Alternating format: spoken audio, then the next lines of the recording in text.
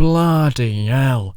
It's official. Vince McMahon has finally gone Cena. We knew it for a while, but yeah, they went for it. Roman freaking Reigns won the goddamn match. Oh my days. This is my reactions to the Fastlane 2016 pay-per-view, and these are not going to be good reactions because this was absolutely all over the place. It was bloody dreadful, topped off with Roman Reigns standing tall at the end of the pay-per-view. If you didn't think it could get any worse, ugh.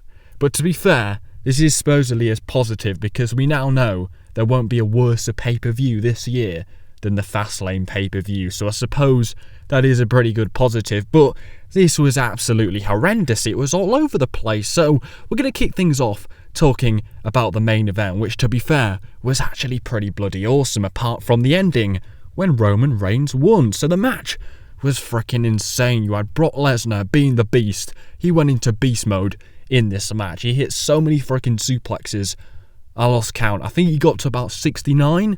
It was redonkulous, but it was good up until the point Roman Reigns won the match. It was really entertaining. Lesnar got put through 2 freaking announce tables and still got up. I don't know how he does it. Roman Reigns and Dean Ambrose had some nice little bit of wrestling. There's some really good pacing to this match. I mean, I was on the edge of my seat from start to finish. It was entertaining. It was good, but too goddamn predictable. We all knew at the end of the day Roman Reigns was winning, but when it finally happened, it just pissed a hell of a lot of people off because the whole arena was booing Roman Reigns. The referee was counting. He went to 3. And it just came all crashing down, really. It was absolutely ridiculous. Yeah, it's just suddenly hit everybody that, yeah, Roman Reigns is once again going to be main eventing WrestleMania. Vince McMahon is bloody adamant he's going to get this Reigns guy over when you've clearly got somebody like Dean Ambrose who's already ready. People love him, but he's just adamant to get Roman Reigns over. But apart from that, the match was absolutely awesome. There's been some great build towards it. Everybody was excited towards this match.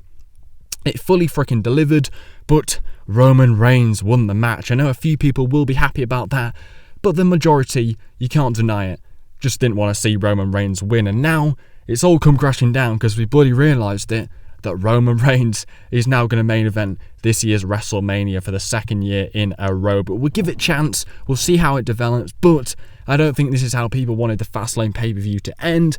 And to be fair, the rest of the pay-per-view wasn't much better either, so it would have been nicer to end it on a much more positive note. So we'll now move on to the first match that I'll talk about, which is Alberto Del Rio against Kalisto. And Kalisto, he looked like a bit of a flying melon in this match because that's exactly what he was wearing. He looked like a flying melon, but this match was absolutely ridiculous because it was probably the 10th time we have seen these two guys go at it in the middle of the ring, and we got it for free on the bloody pre-show. And Del Rio, for some strange reason, I don't know what's going wrong with his head, but he uses a bloody steel chair and he loses a fall. Like, what? Does that make any sense? What is going on in that guy's head? So he goes down 1 fall and then quickly gets 1 fall back, so it's 1-1, and then Kalisto wins with a roll-up and it's 2-1 and he wins the match. And finally, the feud, which has been going on for years and years now. Really, it's only been about 2 months, but it feels years and years because it's been going on for bloody ages. Nobody gives a damn about this match because it's about the 10th time we've seen it. Kalisto wins with the roll-up, and that is that. He can finally move on to something bigger and better without bloody Del Rio sniffing around. So yeah, that is absolutely fantastic because now Kalisto and Del Rio are no longer feuding, which is bloody awesome. What a huge positive. Everybody was so bored of this feud. Not sure why Kalisto won with a roll-up. Why didn't he just win with a normal pin? Whatever. He moves on to bigger and better things, let's hope. Let's just hope there's not another Del Rio against Kalisto match because I think I might die of boredom. But to be fair, the match was actually pretty good. It did deliver, but they gave it away for free on the pre-show, which is not too clever of them. Okay, so the actual pay-per-view kicked off with a bloody awesome match. It was Sasha Banks and Becky Lynch defeating Naomi and Tamina. This match was absolutely awesome. It was the first of 2 Divas matches we had. We're going to ignore the other Divas match because that was absolutely atrocious, but this match was bloody amazing. It was absolutely awesome. Now, it is 2016, and for them to start pay-per-view with a Divas match is a step in the right direction if you ask me, and what a match it was. You had the finish where Sasha Banks and Becky Lynch were both hitting their finishers, their submission manoeuvres in the middle of the ring to end the match on both Naomi and Tamina. What a way to end the match. What a way to kick off the pay-per-view. It was absolutely awesome. The pacing was so fast. Really great moves in this match. Naomi did a bloody stunner on the turnbuckle. That was crazy, but this match was really good. It fully delivered. I didn't think it was going to be as good as this. It was absolutely awesome. Sasha Banks and Becky Lynch go over as well, which makes sense because they should be challenging for the Divas title come WrestleMania. So all in all, this was one of the best matches of the night, and it was awesome. The other match we're going to talk about is Kevin Owens defeating Dolph Ziggler. This match, I wasn't a big fan of this match because, to be fair, we've already seen this match about 10 times already, and this was probably their worst match. I didn't think it was that good at all. They spent half the match playing around with each other on the floor, and the second half of the match just wasn't as good as their Monday Night Raw matches. It just wasn't fantastic at all. It was, no. And we've seen it so many times before. I mean, it just felt like we'd been there and done it before. And, Kevin Owens retained, which obviously is the right decision because he only won it 6 days ago, and Dolph Ziggler, he just seems the job at every pay-per-view, so it just didn't make sense for him to win either. So they did get the correct decision. I think it's going to be Owens Mania because he could have a great match at WrestleMania against something like AJ Styles for the title, so it makes sense to keep the belt on him. But the match just didn't deliver. We've seen way better between these two guys. It was at a pay-per-view. I expected a lot more. Didn't get much. The ending was pretty cool. I like how Kevin Owens did the pop-up powerbomb. He didn't even care about throwing him against the ropes and catching him. He literally just threw him up in the air on his own with his own bloody weight. I mean, he's pretty strong for a fat guy, and he just pop-up powerbombs him like that. And, he's a beast. So Kevin Owens is still the Intercontinental Champion, which is the right decision. The next match I'm going to talk about was completely retarded. It was Ryback, Big Show, and Demon Kane. Why does it say Demon Kane? I have no idea. It's just Kane defeating the Wyatt family. Yeah. Big Show and Demon Kane in 2016 are defeating the Wyatt family. I mean, I don't know if Vince thinks this is 2006, but even if it was 2006, you wouldn't think he'd be putting over Big Show and Demon Kane, but maybe he thinks it's 1996, but whatever. I have no idea why they're beating the Wyatt family here. This is retarded. I mean, if there was a wrestling fan watching this match who maybe hadn't watched wrestling in a few years and they saw this match, they'd probably think it was a retirement match. I mean, you had Goldberg, Big Show, and Kane on one side. I mean, it's like they were putting their careers on the line. I mean, why are they even still wrestling? I mean, Kane, he's been gone for 6 months. Why is he even in this match? And then for some reason, he was under the ring on Monday Night Raw and came from underneath it. I mean, what on earth is Cage? What's up with him? But yeah, this match was absolutely dumb. I mean, the Wyatt family should be going over in this match. I mean, aren't they having a big match against Brock Lesnar at WrestleMania? And in 2016, they're still putting over Big Show, who we don't know if he's face or heel in this match, and Damon Kane, and Ryback. I mean, bloody hell, this is retarded. The Wyatt family, what? They've been beating each other, they've been beating everybody up in the last few weeks, and then come the pay-per-view, they bloody lose to a shell shock. I mean, everybody was shell-shocked watching this when Ryback got the win. Doesn't make any bloody sense. I mean, I suppose the rest of the pay-per-view didn't make much sense either, so I suppose they're kind of consistent, but yeah, what the hell's Ryback going to do with a win over the Wyatt family? I mean, I thought Braun Strowman was going to get a big push.